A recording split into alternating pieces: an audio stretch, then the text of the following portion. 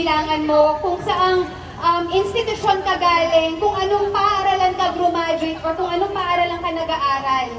Ngayon, lahat tayo nandito dahil tayong lahat ay mga Pilipino.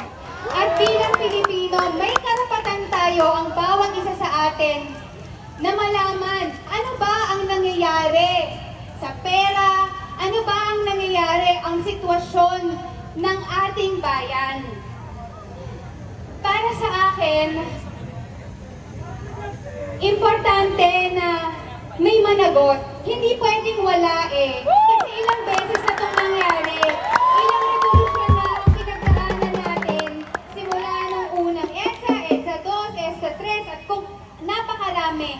Pero minsan, nasa news, 2 linggo, 3 linggo, mamamatay, mawawala. Dapat, hindi na natin to pwedeng palagpasin. Lahat tayo naninirap, lahat tayo concerned sa ating bayan. Gusto natin na maging masigla, malakas ang ating bayan, hindi lang sa ating mga sarili, pero sa susunod pang saling lahi. Hindi naman ito para sa atin. Ano pa pamana natin sa kanila? Utang? Yun ba ang gusto natin?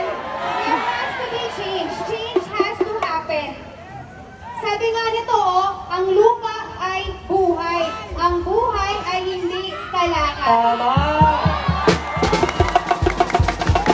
So dapat, huwag tayong tumigil. Collectively, may magagawa po tayo. Hindi ito kilos ng iisang tao lamang, but we have to work as a country. Tayong lahat, as a people, kailangan pong kumilos tayo. Kailangan po na marinig ang boses natin na gusto natin baguhin ang sistema. At syempre gusto natin na may managot. Gusto natin na makulong ang korap. Maraming salamat po.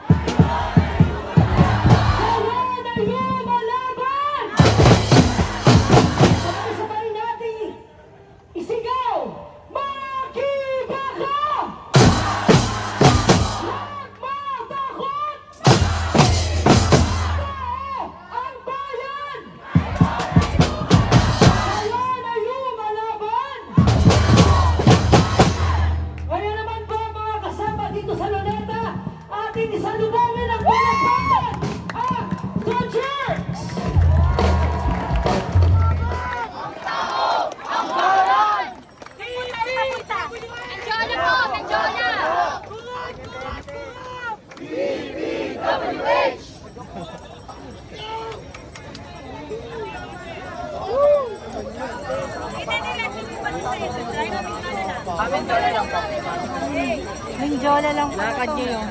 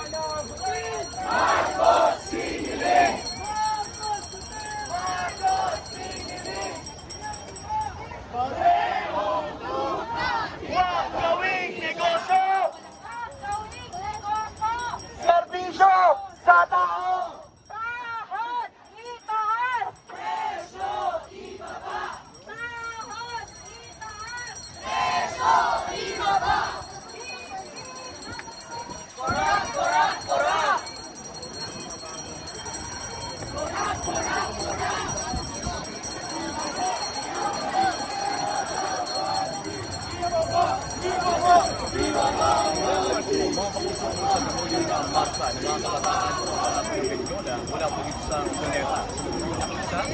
Sa mahasang aksyon na laban sa korupsyon. Sa after po ng kanilang mga punta sa Mindoro, yung pumunta ay pupunta pa ng People's Power Monument sa EDSA, Quezon City.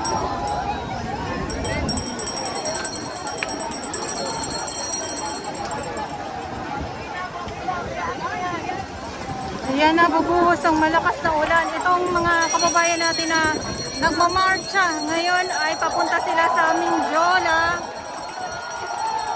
At ito naman yung panahon ngayon. Kanina sobrang tirik ng araw. Ano nangyari? Hinangin na.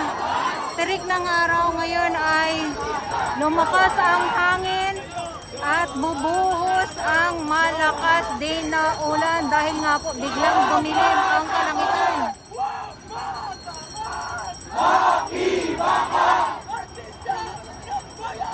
Ngayon